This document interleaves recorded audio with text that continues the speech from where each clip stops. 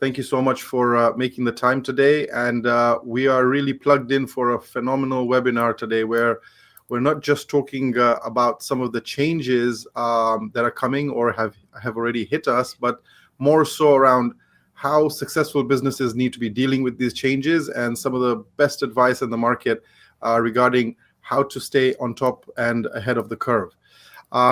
I am Imtiaz Karmali, the VP of Sales and Marketing here at eShipper, and I will be guiding us through what I feel is going to be a very dynamic and idea-generating discussion.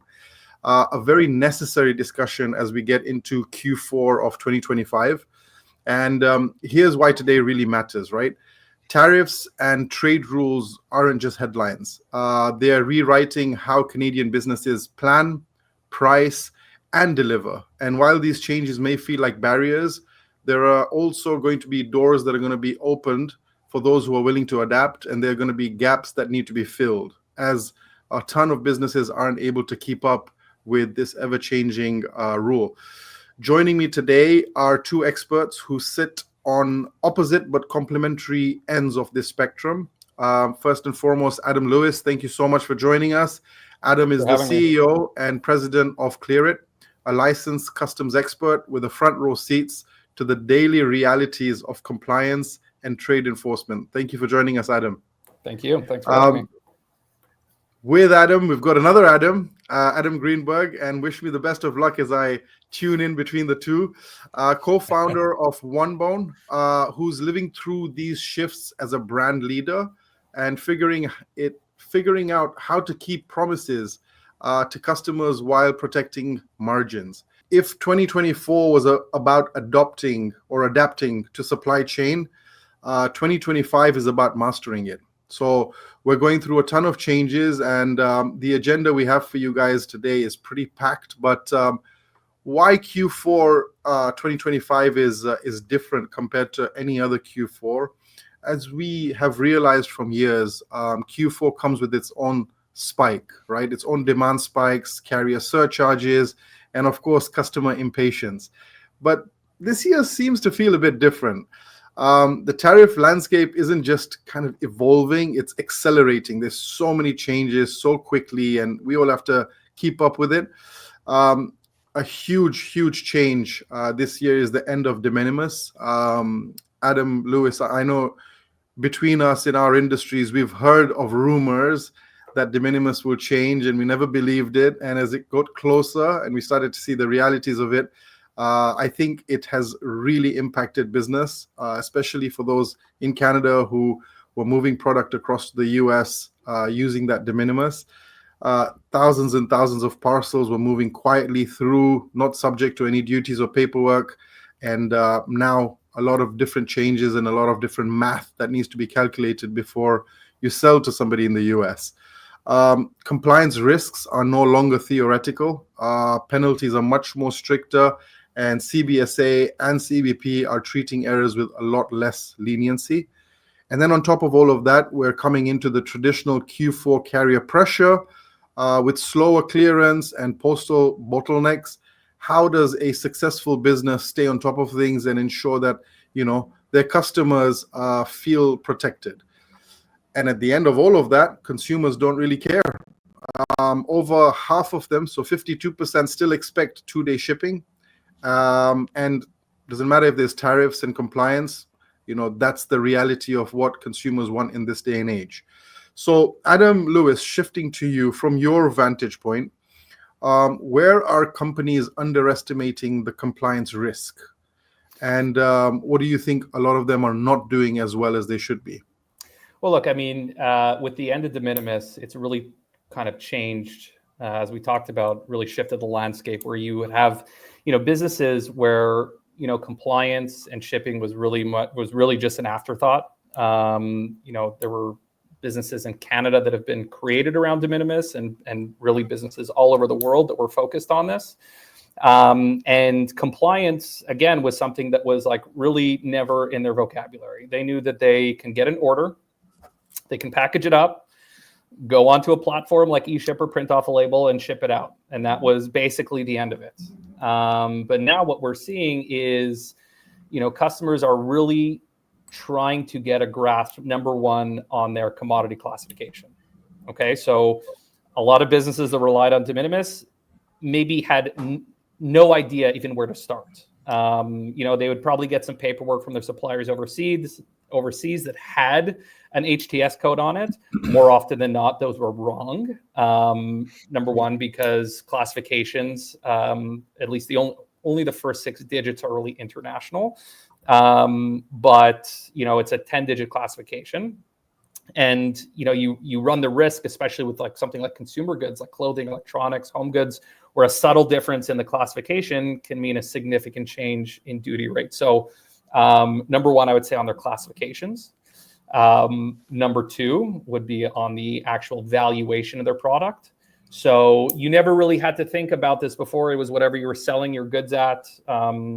That's kind of, or what you bought it at. That's how you were kind of evaluating it or valuing your product. But right now, many small medium enterprises are knowingly or unknowingly under declaring their products. They're not considering royalties or assists that basically go into the value of their product. And there are significant penalties for under declaration. So you under declare something, or you have a classification that's incorrect. You have an exam on your shipment. All of a sudden, you owe duty that you didn't think you owed before. Customs has the ability to go back and look at your previous shipments and basically bill you for back duties, liquidated damages. There's even a possibility now with the DOJ getting involved in essentially being told to put more emphasis on looking at valuation practices and import practices. So there's now the potential of even fraud allegations. And CBP has really stepped up enforcement, and even Canada as well. So, we've been talking about this for a while, that CBP has been stepping up enforcement, especially with the increased duties really starting as of April. But it's Canada as well that's really stepped up their enforcement. So, kind of what we call the 3 pillars of compliance is your classification, your valuation, and your country of origin. Making sure you know and understand your product from A to Z. On all 3 of those facets, as knowing your commodity codes, valuation, and country of origin. Thank you. Yeah, I think everybody coming into this year and the end of last was really starting to figure out that they had to go learn all of this classifications and codes and things like that. So I think with time, people are getting better, but you still see that as one of the areas of compliance that is being underestimated, eh? Yeah, look, especially if you never had to deal with it before, right? Again, I mean, at least from like a Canadian business perspective, it's very easy to buy goods from overseas, have it come in. Compliance has never been as strict in Canada as it was in the US. Not to say that it's taken any less seriously, but it was just very easy to bring in product or get product locally, source it locally, and then sell it to the US without even ever putting a thought into any of these items, right? And now it's like this is at the forefront of everyone's business right now. For sure. Adam Green, as a brand operator, when you look at this Q4 coming into the busiest time of your world, what keeps you up at night? Is it keeping costs down or keeping customer promises? How are you dealing with it? It's all of the above. Unfortunately, there's so much, like what Adam was saying, with regards to compliance and operations and trying to figure out, the ever-changing sort of situation that we're in. It's no longer a business as usual kind of operation. It's literally every single day you're trying to find a new trick to weave these things into your operations. So yeah, obviously, keeping the customer as happy as possible, which, moving into Q4 based on things that we've had to strategize with, we've had to increase shipping times, which is not great for the customer experience. We haven't we fortunately haven't had to play around with pricing too much. We're taking a major hit on our margins, but we're trying to keep our customer experience as healthy as possible. So then that begs the next sort of like major topic at hand moving into Q4. It's like, okay, well, now notoriously we're supposed to get as discount heavy as possible to kind of keep up with the Joneses in terms of who's running e-com promos and Q4 and holiday shopping. And, people are built to shop at this time, although who knows how it's going to sort of shape up once we actually get there. But so it's then, kind of mitigating as much like financial risk as possible in the margins by discounting, keeping your customer experience good, but also trying to protect your margins as much as humanly possible and protect the customer experience. Because the other factor is, again, with the Minimis, being done, etc., it's an ever evolving thing. So we could get there and we could make adjustments and we could do things differently. And then all of a sudden something else is different. And the entire operations that we literally pulled into a 180 could come back, so it's this constant, trying to make it work for our customer, for us as a business, while also not being too concrete about these moves because you don't know what's going to change and when. Absolutely. Before we move on, because there is a huge voice of authority that comes from you, Adam G. Just because a lot of the comments show a lot of businesses in e-commerce today. Yeah, I noticed. If you can give us 30 seconds of a wind down on what OneBone does and where Sure. you are fitting within, your map today, that would be fantastic. Yeah. So OneBone, we started about 7 years ago, all direct to consumer, all e-com. We're a size inclusive brand, really specializing in big men's clothing, let's say, like double XL and up is our kind of bread and butter. And that's the problem solution that the brand was built on. But it's for everyone. And we are in Montreal, Canada. About half of our line is produced in Canada. Half of our line is produced overseas. And up until May 2nd, it was an incredible business formula that was just day in, day out. We knew how it worked. We knew how it operated. We knew the product to bring in. We knew the margins, like everything was honky-dory, as they would call it. And as of May 2nd, it's been hell, literally hell, trying to figure out all of these things. So that's why we're here talking about it. We feel like we have a pretty good grasp on the situation at this current moment. Obviously, dealing with people like Clear It and eShipper, etc. We're going through this whole thing together. So that's kind of where we're at. But yeah, I noticed a lot of people in e-com and manufacturing and retail, etc. That's the boat that we're in. So, and we're fully vertical. All of our clothing, it's not just, buying ready-made stuff. Every piece of our clothing line is produced vertically, from picking out the fabrics and the patterns, etc. Because we're so focused on the fit. So it's completely out of the box. And that's kind of our situation right now. Yeah. And Adam G, I want to thank you for going through that, because I'm sure every single person on this particular webinar today would use the same words. It's now hell. It's hard. Yeah. We're doing our best. I actually wanted to use a different word. I just didn't know if we could swear on this or not. That's right.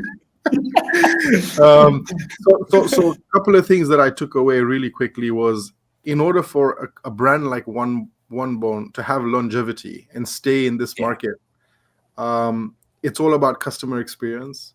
And in order to keep that customer experience, you've had to slash some of your margin and absorb some of these additional costs.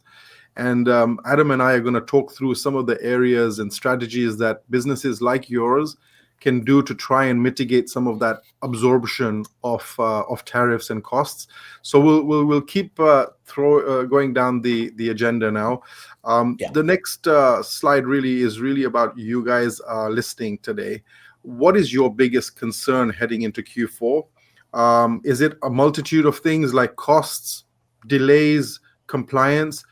let us know so we can tie this discussion back into what our discussion is today. And I think it's really, really important. And I'm very glad that a lot of you are posting about what your businesses do and your concerns, because it's really helping us with the conversation that we want to try and have with you today.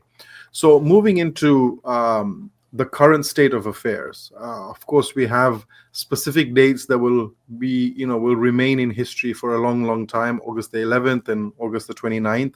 But let's get specific. The removal of de minimis isn't just a policy, it changes behaviors. We've heard this time and time again on news from commentators. People like Adam Lewis have talked about it. The tariff is there to protect the US market.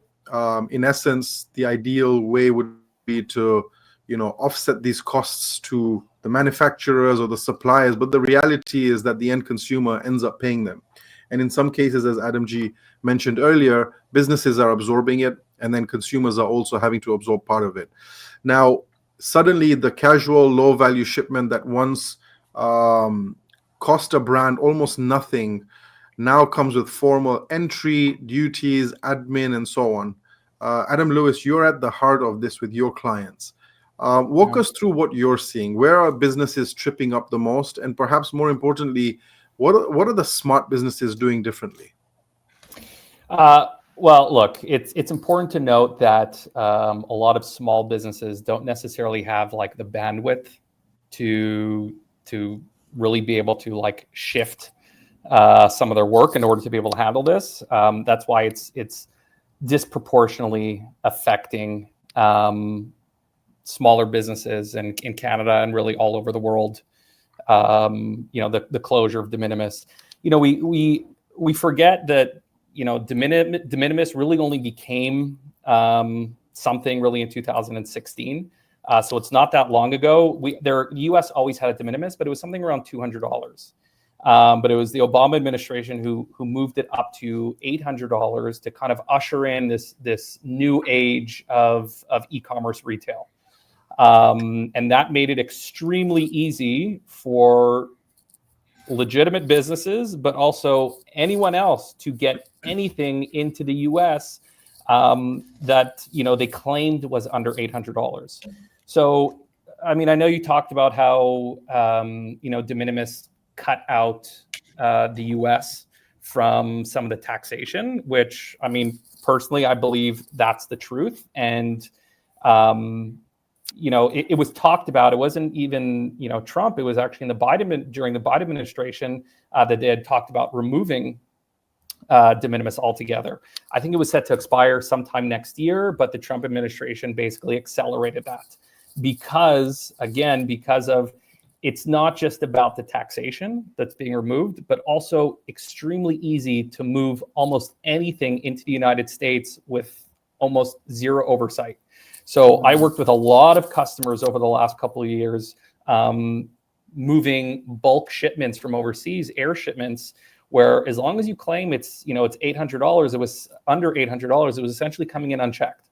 And when you look at something the value of $800, I mean, you can go online, you can buy an e-bike. So we're not just talking about small parcels, right? You can move a product of significant size that you're claiming is whatever through the US border, basically unchecked. And when there's over 1 billion packages coming into the US, it's very hard to maintain compliance.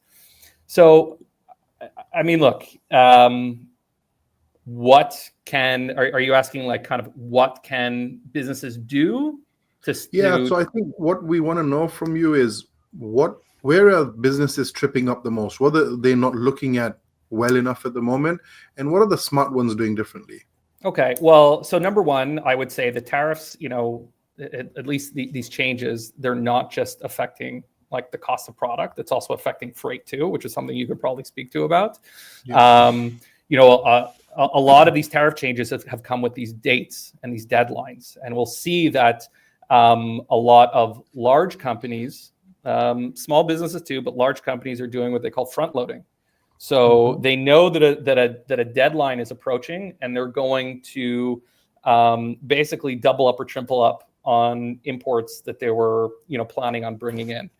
That's something that I guess the good ones are doing, but you really only want to do something like that when you know a policy change is coming, right? If you're a small business and you just decide, oh, I'm just going to triple up on my imports, that's not necessarily, the right thing to do. Number one, you're bringing in more product, you're going to have more outlay, right? There's going to be obviously more upfront costs, more duties payable at the time of entry, but it's something to pay attention to. I would say one of the biggest issues, again, that I go back to from what I was talking about earlier, one of the biggest issues where I'm seeing customers trip up is really on the classification. So suppliers have traditionally, at least overseas suppliers, have given you some sort of classification, whether it's like the first 6 or 8 digits of your classification, and you're kind of taking that as gospel and saying like, oh no, this is my classification. You'll then work with a customs broker who might say, no, that's incorrect. And you're going to say, well, my supplier overseas who made this gave me this classification. That's not always the case, and especially because they differ between countries. And really, a lot of small businesses, they just assume that they can, with the closure of de minimis, they can just assume that they can make, some minor adjustments, and that, maybe some of their packages or shipments will continue to slip through. That's not the case. With the closure of de minimis, you have to take this seriously. And like I said before, it was something that we never had to think about.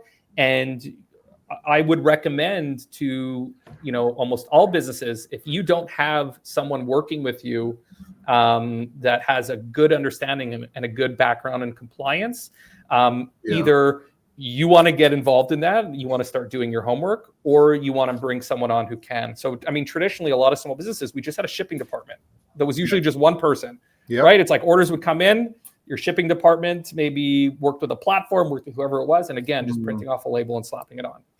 Now, so much more goes into shipping a product out that, again, these tariffs and with the closure of de minimis, it's not just raising our costs to the end customer. It's not just squeezing our margins. It's now forcing small businesses to maybe even hire, right? They have no idea what they're doing in terms of compliance. So then now they might consider bringing someone on who can help them with that. And a lot of us think that this is temporary, right? That all right, Trump is trying to make a statement. He closed de minimis. He raised tariffs, but eventually things are going to kind of calm down. I think that is not the case. I think we're in a new reality. Trade barriers are now going up. And while things aren't necessarily as scary as they were maybe originally in April when the administration first came out and announced all these reciprocal tariffs, we know that through some trade agreements, those have actually come down and things are starting to stabilize. But I believe at least through the rest of this administration, this is our new reality. Thank you for that, Adam. I think before I ask a similar question to Adam G., just for everybody listening out there today, with de minimis gone, what's your biggest headache so far? Is it the paperwork, the costs, the uncertainty? Drop us a line in the chat. I'd love to see what you guys are facing on your side. Adam G., I think you are living proof of having to have adapted. A lot of what Adam Lewis talked about earlier was smarter businesses are hiring people or they're learning about it themselves. I know when we're working with different carriers, there is documentation upload. Some want it as a physical copy. If you're shipping food, there's even more regulations you got to go through. So tell us your journey, if you don't mind. How have the last 8-9 months, how have you planned until where we've landed in September? So I won't go back quite as far, but I'll backtrack to May 2nd, where really everything, because again, there was no real opportunity to plan for it. Although we knew this was happening, we didn't know what the new operations and regulations and everything would be. Even once it happened, it was literally rapidly changing day by day. So basically what we did was just before May 2nd, we did a kind of a sale on our website where it was like, we don't know what's happening, but we know something's happening May 2nd. So if you are in the United States and you love OneBone, we're not suggesting like stock up but stock up because we don't know if we're even going to be able to ship as of May 2nd.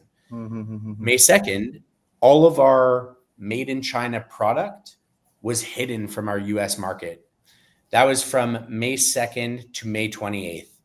So with 70% of our audience and our business being in the States and about 50% of our clothing line made overseas and now no longer available to our US customers, you could imagine the impact that it had on our business, that it had on our revenue coming in, that it had on product and inventory that we slotted for spring, summer sales. And now all of a sudden we have all this inventory sitting in our backyard that we can't sell to anyone yet. So that was May 2nd. Every single day. I mean, I remember when we first started, it was 145% tariffs. So it was like, well, we have to hide that because we certainly can't absorb that. And we don't feel comfortable having our customer pay 145% tariffs on retail price. So it was hidden. Each day we kind of figured out, okay, well, this is going to be the new reality. The new reality for us moved to cross-docking, consolidated packages, transferring our inventory to ourselves with a US entity in the States.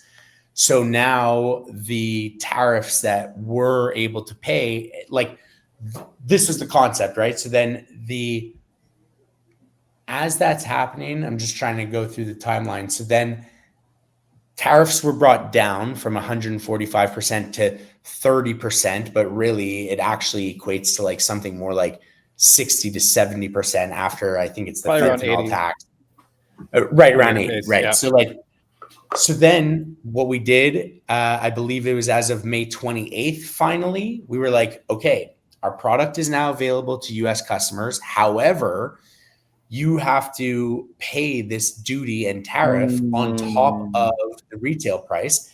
Plus, there was monster brokerage fees and disbursement fees for transferring that inventory into the States. So they were paying that on top of it. Fortunately, we have a very loyal fan base, and our product for a lot of our core customers is almost like a necessity. So these are guys who they have, decent income. They have the means to shop. And so they were just happy the product was back. It still took a huge chunk out of our business. And then finally, that was May 28th to middle of June. Middle of June, that's when we introduced cross-docking. That's when we introduced transferring our product to ourselves in the United States. And we were able to pay the tariffs on the cost of the goods as opposed to the retail price, which was what our customers were paying. Interesting. So that gave us an opportunity to absorb that cost, take a huge chunk out of our margins, but at least moving past middle of June, beginning of July, we were able to sort of absorb those costs for our customers, remain with good customer experience, constantly trying to whittle down the shipping delays that we would have to implement, because now instead of getting an order on a Monday, shipping it out Monday afternoon, and you may be having it Tuesday or Wednesday, it would be getting an order in on a Monday, waiting for us to have enough volume to go a consolidated consolidated pallet over the border on Wednesday. Yeah. And then it's got to go another day to transfer to our 3PL in the States, and then move out with domestic shipping, which will be another 3 or 4 days. So we were going from literally having like a 1 to 3 business days shipping delay to now it's like potentially 4 to 12 business days, So that was sort of our timeline now. And even as we're going, we're just constantly trying to figure out like, okay, can we get the shipping delay down by a day? Can we, get our shipping cost down by $1 or $2 so we could make the experience better for our customer? And that's the process that we're in right now. Thank you for sharing that. I think one of the key things you mentioned there is you're using the first sale route. We've talked about this. I've heard a lot about it. I think it's extremely compliant heavy. There's a lot of rules and regulations that go with it. But We'll definitely share links to Adam Lewis. If there's any interest, I think a lot of these topics can be discussed offline because there's a ton of information that's required. But Adam G, you see that now the transition to this new way of doing things. This is what will give the business longevity in this day and age. Yeah, I think so. I mean, listen, again, it's constantly evolving, and really from May 2nd, and I remember I had just taken a family vacation, literally that ended on like April 29th, then came right back to the soup, you know, and again, it kind of paralyzed all other operations and all other day-to-day of us trying to figure out how to grow the business, as opposed to just literally hold on for dear life and maintain some regularity. So that, you know, that was really from beginning of May to end of June, it was just like head down, blinders on. How do we focus on tariff management, brokerage management, shipping delay management, and also don't forget all the technical implementation that we had to do as a D2C brand, as an e-com, you know, with Shopify in the back end, and having to charge people duties and tariffs, and having to add the brokerage fee onto the order. But if it's just made in China product, not made it, like, it was a technical nightmare as well, not just a compliance and operations nightmare. It was an implementation nightmare as well, because every trick was new. It's not something you knew how to do before this, you know? Yeah. It's really important to note how complex some of this stuff is, right? I know Adam talks about it, how like, oh, for 2 months it was crazy. But the reality is it's, you know, for 2 months, you know, you're worried about your business. There's essentially your baby. You're trying to survive. And at the same time, trying to figure out, okay, what are these new or different techniques that I can use, that I can implement? Yeah. And it's not something that happens with the flick of a switch, right? Even something like being able to transfer goods to the US under certain conditions, to bring it under certain costs. It's not something that you just, you know, change a zero on an invoice. It's really important that when you're doing that, you have a paper trail and a backup, because there will come a day when customs is going to want to say, okay, you used to ship this product at this price, but now you're bringing it in for yourself at this price. Tell me why, right? Tell me how you came to this.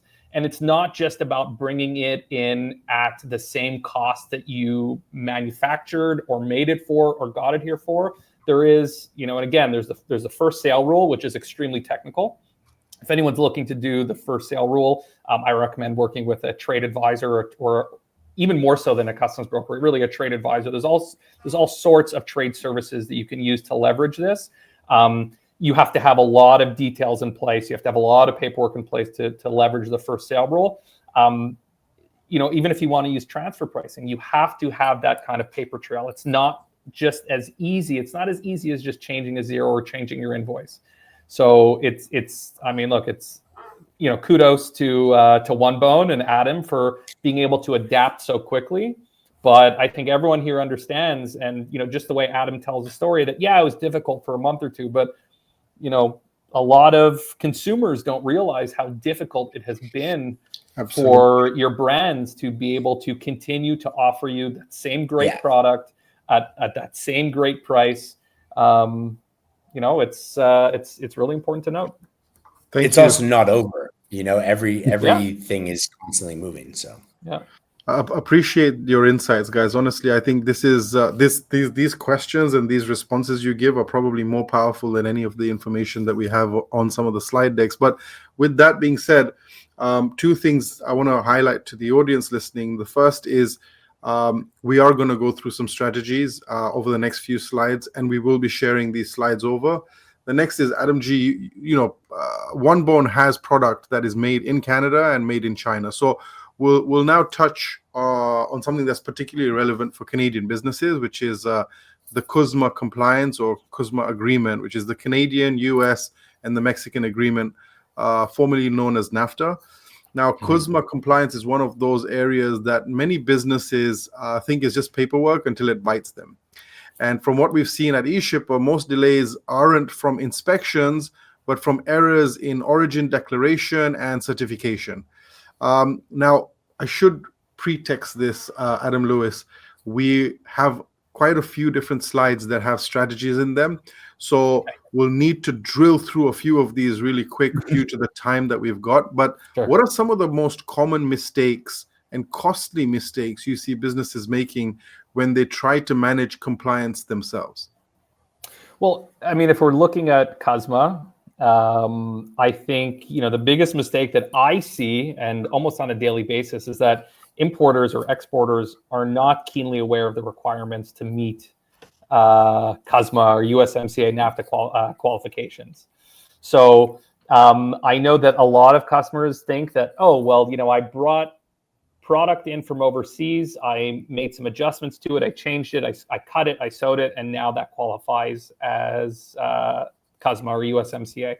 It's not necessarily the case. There are very strict rules in terms of how you can qualify your products, or how your products actually qualify.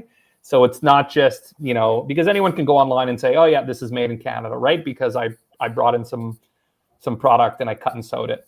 That's not the case. And again, it might pass for now. You might, fill out a USMCA declaration or CUSMA declaration, send that over to your customs broker. We're going to declare this as made in Canada. But if you're not 100% sure that you meet the qualifications, again, you do run the risk of penalization after the fact. So my recommendation to everyone is to do a complete audit of their entire supply chain. It's not just about what you do here in Canada, in Mexico, in the US. It's about understanding all the components and all the inputs that go into your product to really understand if something qualifies for CUSMA or NAFTA. Thank you for that. So we'll keep moving along the slides. I think for us the next big thing is understanding a real world example, right? And what we're seeing, I'm guessing, this is an apparel brand, a t-shirt brand from manufacturing from China, 500 units, $6 per unit. Take us through what these regulation changes have meant for businesses who are importing a t-shirt and want to sell it onto a customer in the US. Take us through the dates and maybe just give us a breakdown of where you see a lot of these fees coming in and going out. Yeah, so from the closure of de minimis aside, I mean, if you're a US importer, right, and you're importing product, again, you find a good manufacturer in China, you want to bring in t-shirts, you're paying about, in this example, you're paying about $6 a t-shirt. There's, you're bringing in a relatively sizable order. I mean, 500 units, it's about $3,000. Again, you're a small business, right? $3,000 is a lot of money.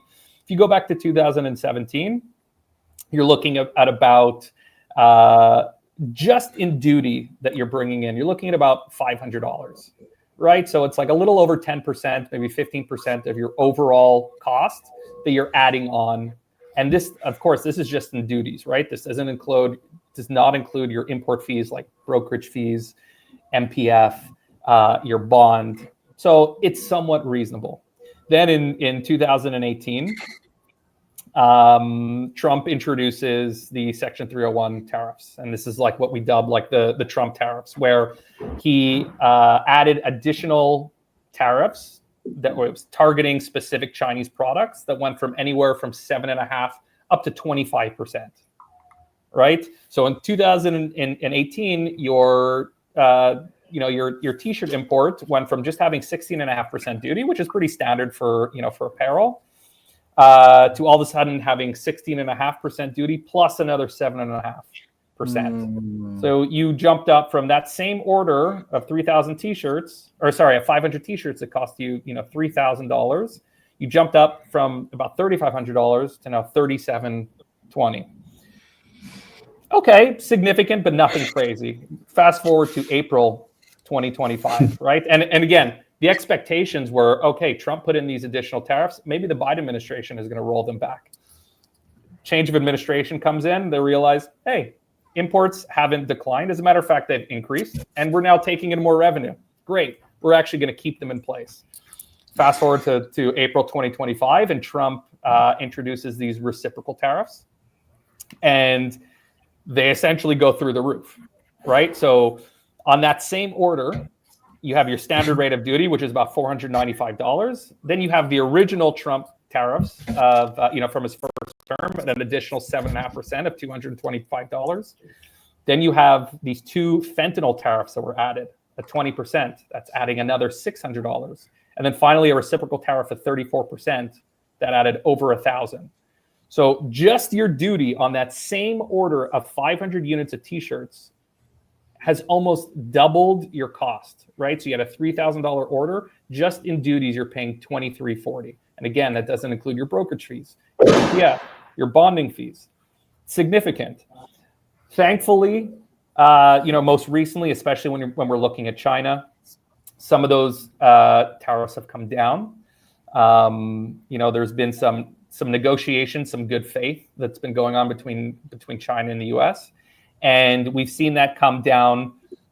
Look, it's still significant, but it's not as high as April 2025. So again, that same order of 500 units has gone from $2,340, almost doubling, to about $1,620. So it's, almost 50% of your order. This is significant. Okay. And then you now couple that with, the loss of de minimis. I mean, costs for businesses, especially small businesses across the globe, are going up. And this is just the new reality. Thank you for that. That's now just to touch on the duties, right? So it says total duties there, but that is inclusive of your tariff, your actual duties and taxes, but it doesn't include your other areas, right? Like brokerage fees, for example, MPF, and so on. Yeah. So again, this is not your landed cost, right? And it's really important that, in the news, you might hear, duties have dropped from 100, because they talk about China quite often. Obviously, this is the US's biggest trading partner. It's most countries' biggest trading partner. They talk about, duties have dropped to 30%. And you think in your head, okay, well, 30% increase in cost, that's manageable. Obviously, that's not the case, right? When you're dealing with China, you have stacking duties. So when they talk about 30%, that's actually just the reciprocal tariff and the fentanyl tariffs that are combined. You still have your original rate of duty. You still have your 301 duties from the Trump's first term.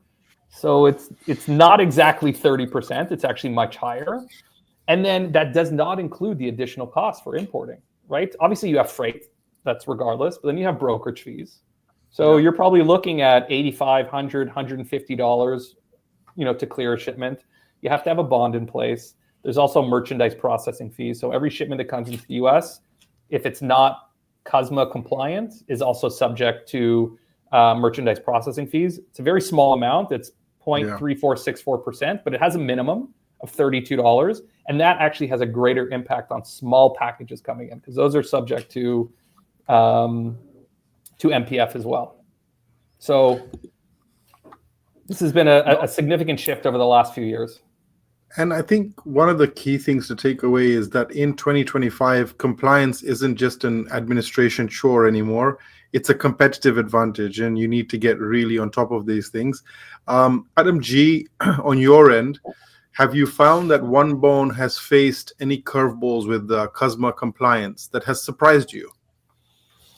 Not yet, but we're still, just continuing to uncover things and see. Listen, it's so hard to know, and this is why a webinar like this is so impactful, is because it's so hard to know compliance. If you never learned how to drive a car and you didn't learn the rules of the road, and then you just get behind the wheel of a car, you don't know if you're driving on the left side or the right side. You don't know what that stop sign means. You don't know what a red light means, a green light, a yellow light. We're literally driving a car 150 miles on the highway, and you are just learning the road signs as you're traveling through. That's the reality of the situation. So we think we're doing it to the best of our ability. We think that everything that we're doing is compliant, and we hope that it is. And it's a bit of a guessing game. And again, fortunately, with good partners like ClearIt and eShipper and stuff, like to make sure that they're on top of making sure that we're as compliant as possible, then you're in good hands and you can kind of trust the process a bit, and you have a bit of a driving instructor next to you. But the craziest thing is that the driving instructor is learning the street signs at the same time as the guy who's learning how to drive. So it's a very unique time in business, and it's definitely scary. It's definitely, I refer to it as the Wild West, but it's also fear of the unknown, right? You don't know. Absolutely. You think you're doing everything perfectly, and you think you're as compliant and as humanly possible. And that's, and you just need to keep continuing to strive for 100% compliance. So you're doing everything above the line, you know? Makes sense. Thank you so much for sharing that. We'll keep moving on with the slides. So I think that the next big topic is consumer expectations. You know, in a business like yours, it's very, very important to ensure that the consumer, the end customer buying your product, still feels like you have what it takes to, you know, satisfy their requirements as a vendor. Now, OneBone is not just a customer and supplier relationship; it's a community. And as you mentioned earlier, a lot of your customers and your community, they look forward to what's about to drop. They look forward to what's coming. There's a lot of feedback in terms of what type of product they're looking for. Let's talk a little bit about the group that's shaping everything that we're talking about, the end customer, right? Inflation has made shoppers more price sensitive, but they haven't given up on the expectation for speed, convenience, value. And it brings a very tough paradox, which is customers are waiting for discounts while still demanding prime-like delivery.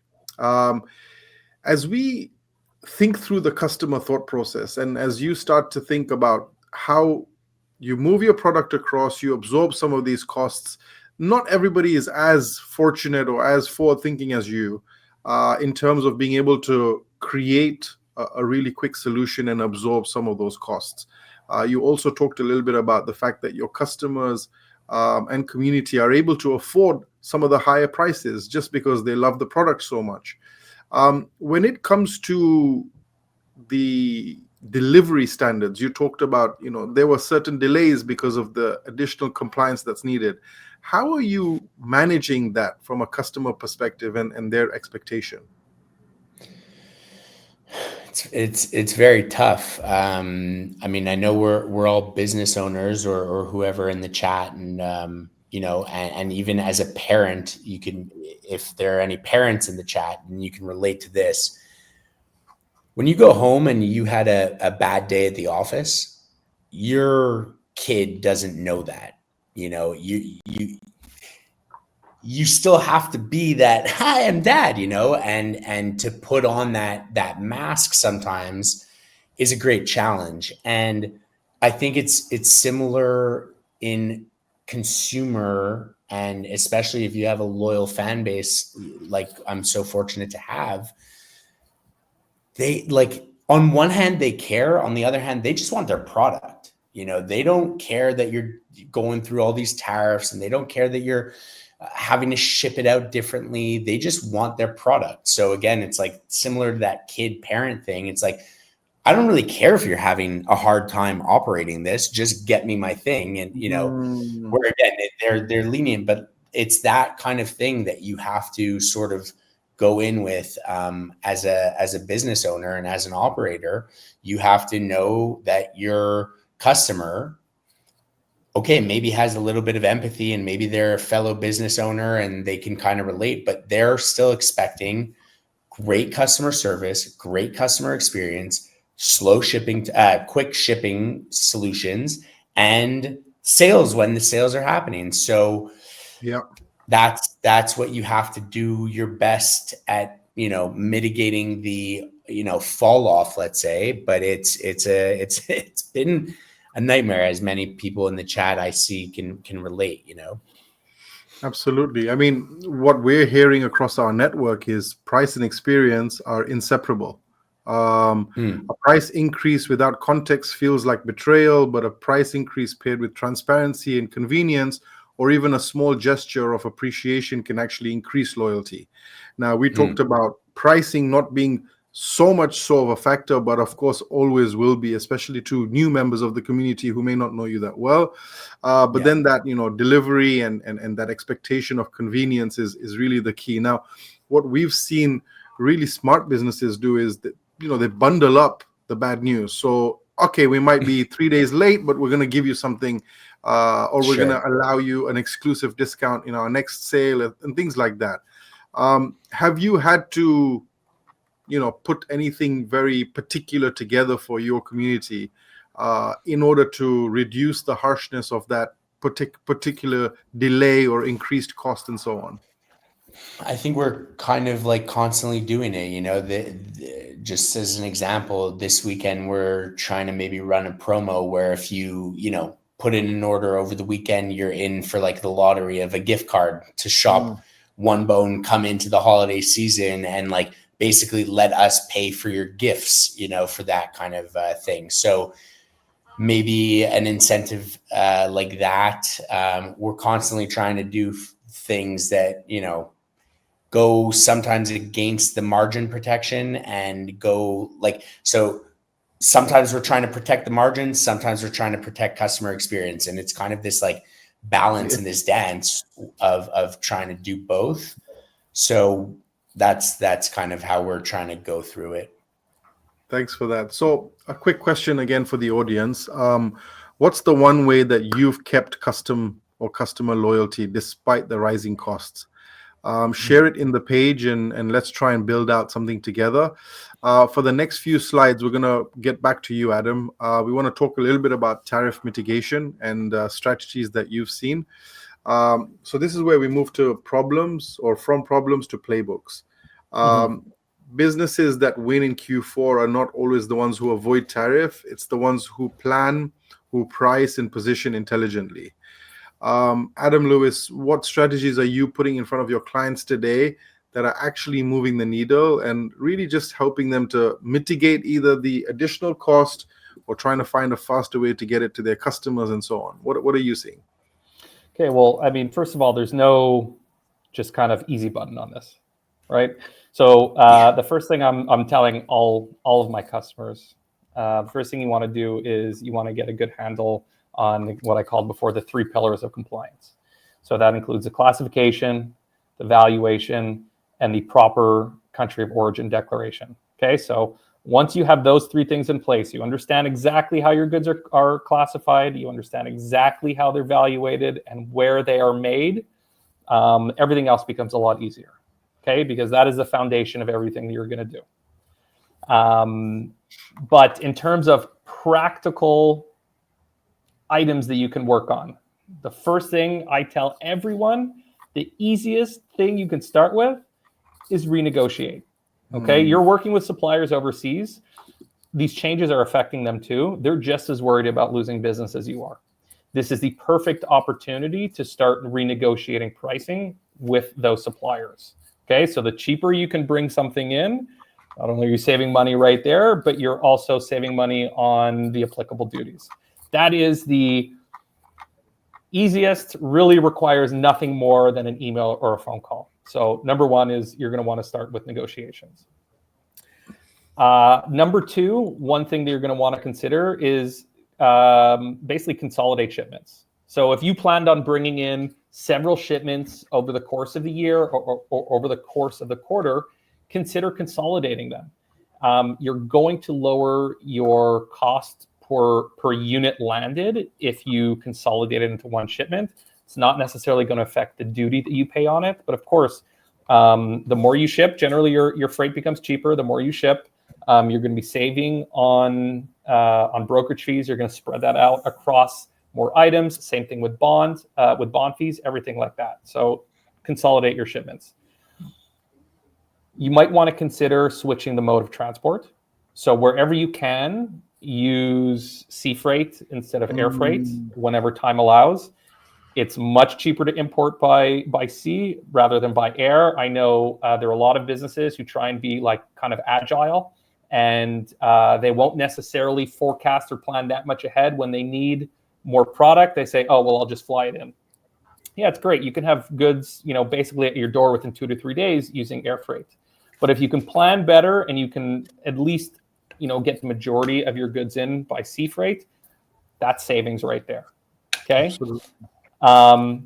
Again, negotiating with your supplier is negotiating or optimizing your Incoterms, right? So negotiating FOB versus DDP, so freight on board versus delivered duty paid. That might allow you to control your costs upfront, right? So by negotiating DDP, your vendor overseas is actually going to act as the importer of record.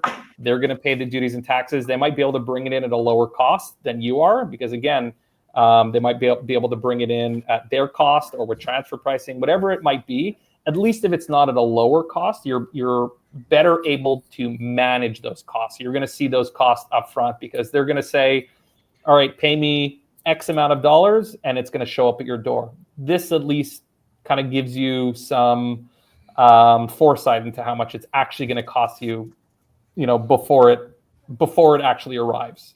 Okay. But one thing I will say is that you have to be aware that there is some risk in doing that.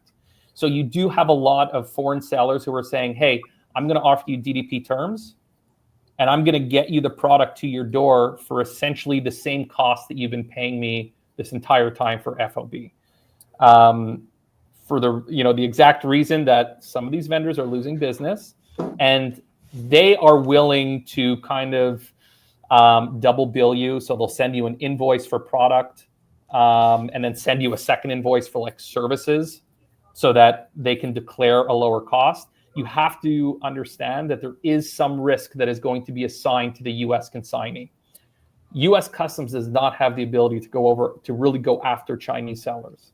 So even if they're acting as the importer of record, meaning they are legally responsible for the import into the U.S., if something shady happens, you do have some level of responsibility. You cannot just claim ignorance saying, oh, I didn't know, whatever it might be. So if goods arrive, if you kind of took them up on this DDP offer, and whether you knowingly or unknowingly took part in maybe some price fixing, there is a level of responsibility on you, even if you're not acting as the importer of record, right? Because you negotiated DDP. So renegotiating or optimizing your Incoterms. Something else I would recommend is actually work on and improve your demand forecasting. So as a business, you want to prevent overstocking, right? Bringing in too much product than you really needed. I know it's more difficult these days with shifting consumer habits because of these tariffs, but by increasing or improving your demand forecasting, you can basically, try and sell exactly what you bring in. You're going to, or for that matter, avoid costly emergency orders. Like I said, you might have to make an emergency order where you bring in goods by air because you have all these orders to fulfill, and that has a much higher cost. So improving your demand forecasting. Taking advantage of duty drawbacks. This is something that many small businesses do not do. As a matter of fact, billions of dollars go unclaimed every year in Canada, United States, on businesses that import goods to eventually be re-exported, and they do not claim their drawbacks. So as a Canadian business, if you bring in product, for example, Adam's bringing in clothing, he's paying duties on it when it comes into Canada, and then he exports it to the US. If you keep track of your exports, you can claim drawbacks and get a refund on your duties. Okay, so that's not necessarily just, you're not looking for a place to save, but you're actually getting refunded. So it's all about putting everything together to try and minimize your cost overall. And really the last thing I would recommend, this is something a little bit more complex, especially for small businesses, is leveraging free trade zones and bonded warehouses. This allows you to defer or avoid duties essentially until they are sold. And there's two main differences between free trade zones and bonded warehouses. Basically, by bringing your goods into a free trade zone, you're locking in that duty rate at the time that your goods entered.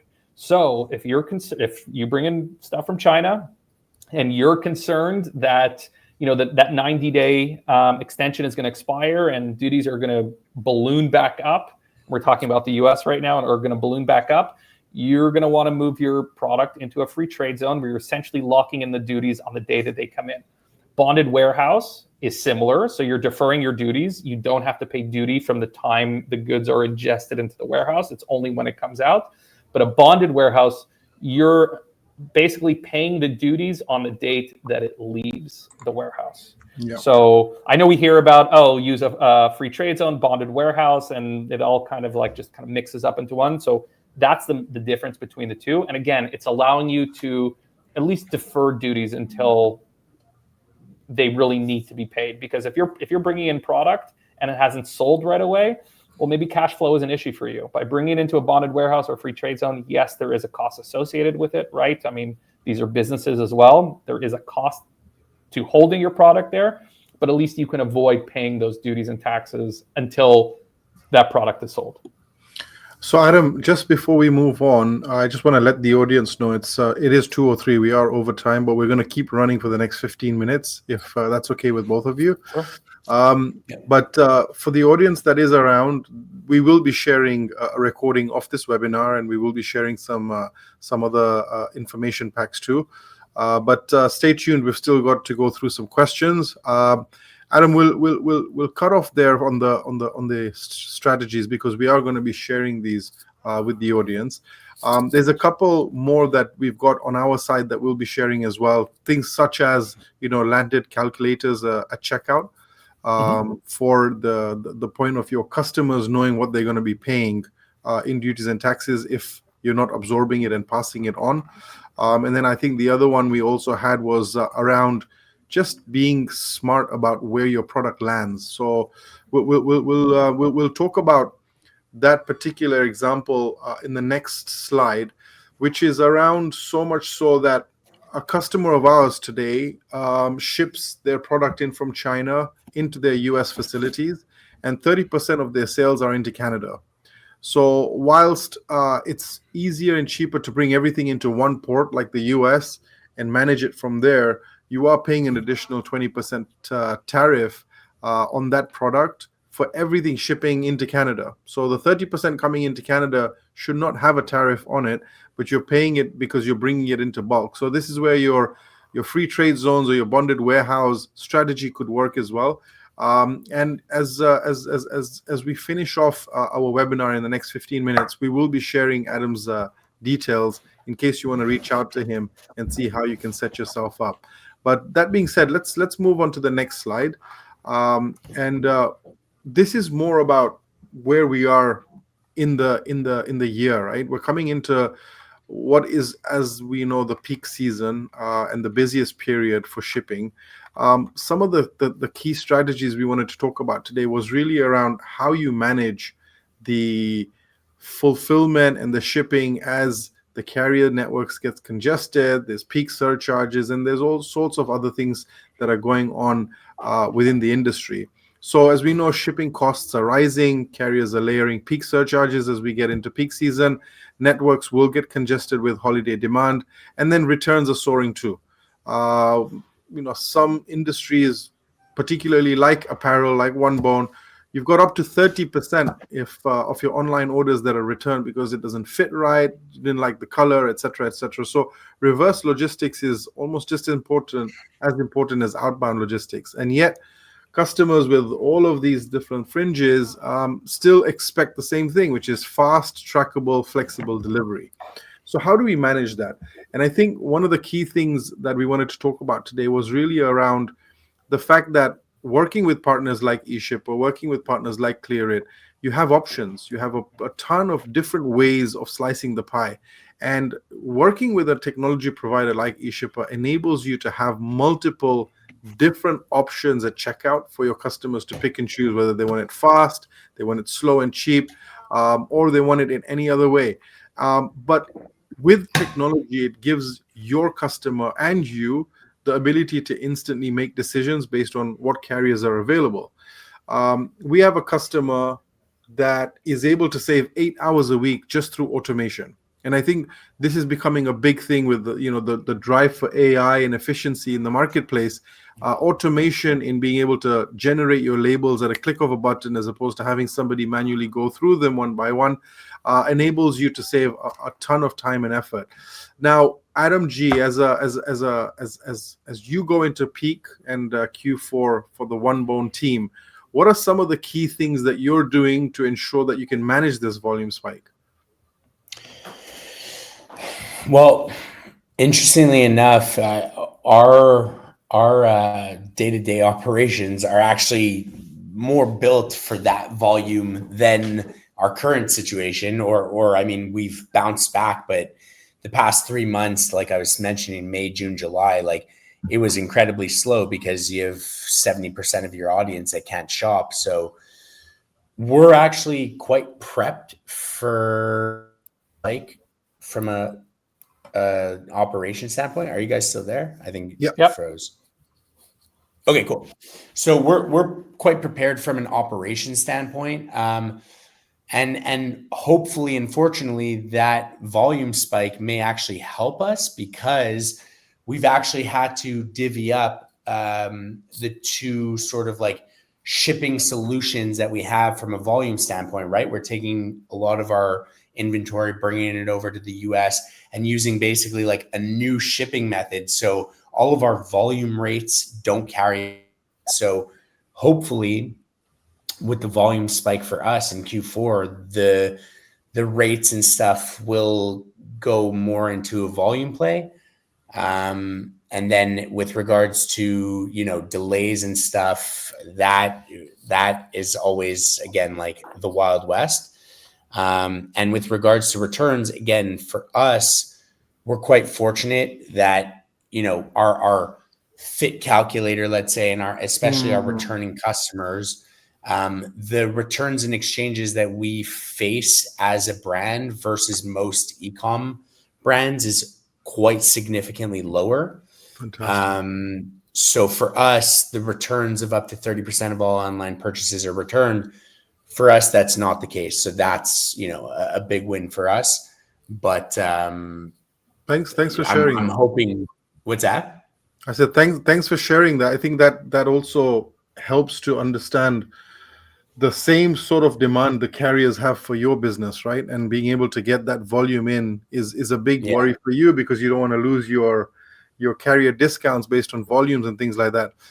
I think one of the key things we've also mentioned to our clients is, the technology is one part, whether it's the fit size, whether it's the carrier integration and your Shopify integration, your Amazon integration, and so on. But I think post-purchase, peak season can be extremely stressful, and support can't be optional.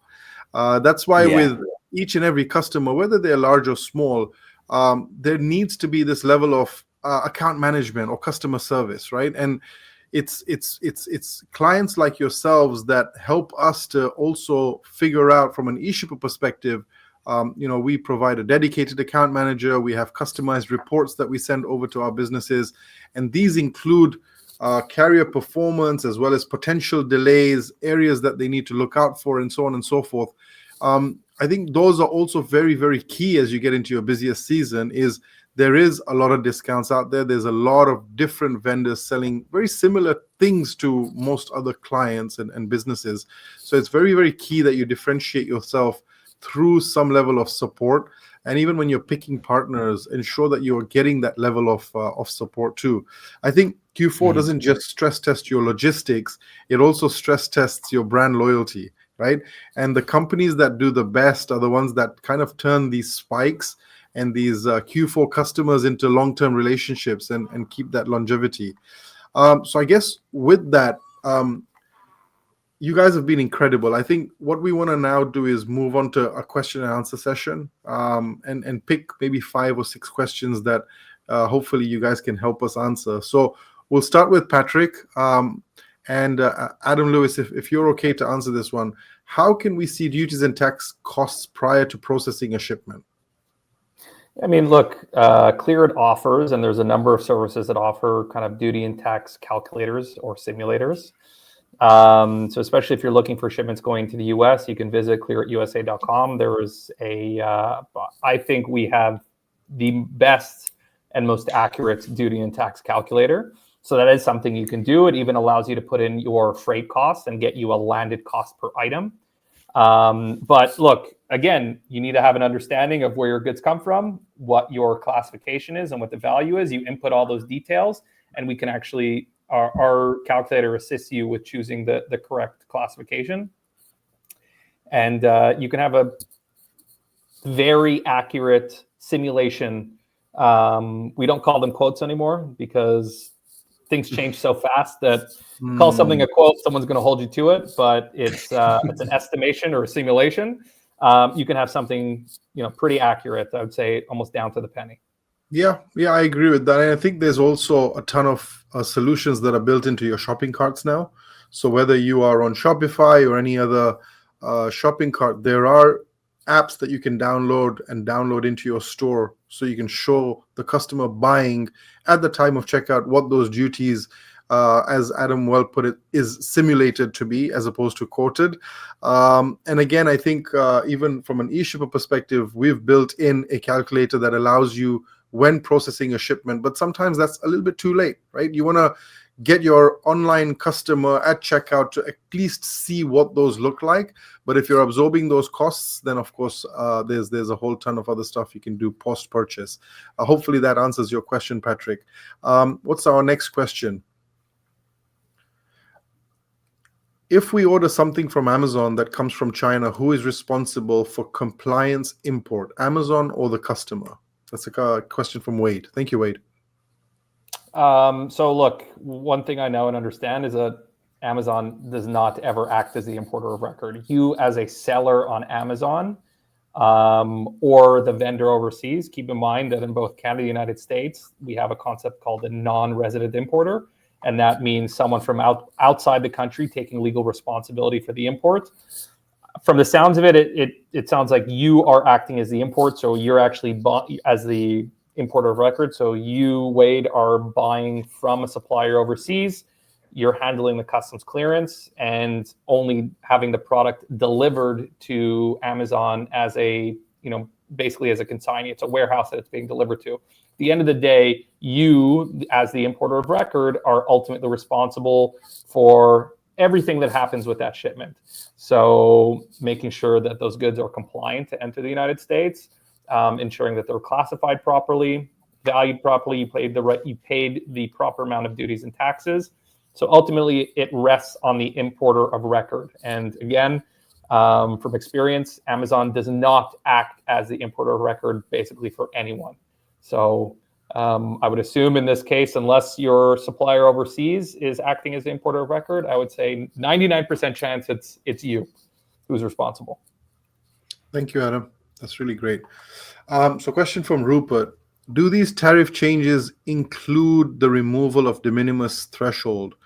Do they cover anything shipped to the US, even if the products were exempted from tariffs? Or is this something that I have missed with regards to what's exempted and what's not? We're shipping diagnostic medical devices, and these were exempted from tariff. Yeah, look, the removal of de minimis is not just about now having to pay duties, right? So again, it's depending on the country that it comes from, whether you have an exclusion for that item or not. It's also about formally declaring that product. So the great thing about de minimis is not only were there no duties and taxes applicable, but you essentially had no declaration to make. It was just like sending it in the mail. You needed very minimal information about what the product was, where it's going. So with these changes, again, whether your product is subject to duties or not, obviously there are still other import fees that are related to it. So you're going to have to pay a broker to actually declare it. There's, again, MPF and bonding fees. But it's really about the declaration that's being made to the government about what is entering the country, what the value is, whether or not you have to pay duties on top of that. But again, that will be specific to your product, where that product was made, and whether or not you have an exclusion for that item if it is dutiable. Absolutely. So we have time for one last question, guys. Let's get that question on board. And actually, there you go. So does Clearit handle PGA reporting to USDA, FDA, etc.? And that's from Conrad. Yeah, Clearit is a full service customs broker. We handle basically the import of anything. The only thing we do not handle at the moment is live animals. That's basically about it. I mean, maybe there's a couple of items that we might ultimately decline. But yeah, if your product is subject to FDA, any PGA, any partner government agency that requires a declaration, that's something that we can handle. Amazing. Thank you so much, fellas. Really appreciate the time and effort that you've put into this particular session today. I think we'll leave you with a quick thought, which is that tariffs and trade rules may feel like barriers, but they're actually just filters. They separate businesses who improvise from those who plan, and from those who wait to see what those who lead are going to do. So I think really, really key is, as you heard from Adam G, it took time. It wasn't easy. It was a technical nightmare, as he put it. And he even told us a little bit about how the analogy of going home a little bit upset from work, but having to just show that smiley face to the kids. It's the same with your customers. So I think a lot of learnings today. I can't thank you both, Adam Lewis, Adam Greenberg, for taking the time to share your experiences and your invaluable perspectives. For those who joined us, thank you so much for you and for your time and for your questions. Before I leave you, Adam Lewis, I'd love to get a quick 30 seconds of what you think everybody should be doing as a next step, and then Adam Greenberg, if you don't mind, follow with any advice that you might have for fellow business owners too. Well, again, what you're doing as a next step, look, a lot of you haven't even worked with a customs broker before, right? This is something that many of you, have leveraged de minimis as basically your business, whether you're bringing product in from overseas or sourcing locally. First thing you want to do is engage with a customs broker, engage with, or not just a customs broker, but other trade professionals, depending on what your needs are. But the sooner you can engage with one, the better. Clearit actually specializes on kind of these on-the-fly clearances, so we can onboard you quickly, we can clear your shipment really quickly. But really, if you want to have the best experience possible, if you want to have the best chances of doing things properly and compliantly, engage Clearit or any customs broker as early as possible. And again, I'll come back to those 3 pillars of compliance. Have an understanding of your product classification, how it's valued, and how and where it is manufactured. Thank you. As I said, it's the Wild West, but I think that I think everyone in the chat, and I've seen so many just messages and questions flying through. I think the knowing that you're not going through this you're going through this and nobody else is, we're all kind of in very unique boats, and obviously depending on where your product is made and the classifications and who you're shipping to, etc. Every situation is unique, but the relatability of the situation is quite high. So my advice would be keep a clear head. It is stressful. We're all we're all involved in business, and to me, business is just a series of finding a problem and solving it, and then finding another problem and solving that. And that's the series of what we're in. So if you take it on as that kind of challenge, this is just a new problem solution that you have to figure out. And it's like a new game that you have to play within your business that obviously has major implications. But if you take it on as such, I think that's the fun of it, although incredibly stressful and tough to navigate, all of those things. But if we can kind of get through a situation like this, then you're pretty poised to take on whatever, business is going to throw your way. So keep a positive head, take it on as a puzzle and a challenge and have some fun with it. And again, if you have partners like a ClearIt or an eShipper that can help you put the pieces of the puzzle together in order, then it's a lot more peace of mind that you could find. Amazing. I want to kind of what. Sorry to cut you off, but something that Adam was really alluding to. It's really important for all of us to know is that we're all in this together, right? This isn't happening to one specific country, one specific business. This is happening to all of us. And look, there are adjustments that need to be made. It's not going to be so easy. I actually tell most of my staff, because this is something that's been difficult, not just on importers, but on customs brokers as well, right? There's a lot of new aspects to what we do. Start your day with a cold shower. Nothing will be as bad as that cold shower you took in the morning, and everything becomes much easier. Yeah. Great advice. Thank you so much for that. And again, thank you to everybody that joined us today. Here is turning a challenge into an opportunity. Stay tuned, and we'll probably follow up with another webinar in the next few weeks. Thank you so much, Adam Lewis, Adam Greenberg. Take care, and wishing you the best Q4 possible, man. Take care. I'm here. Take care.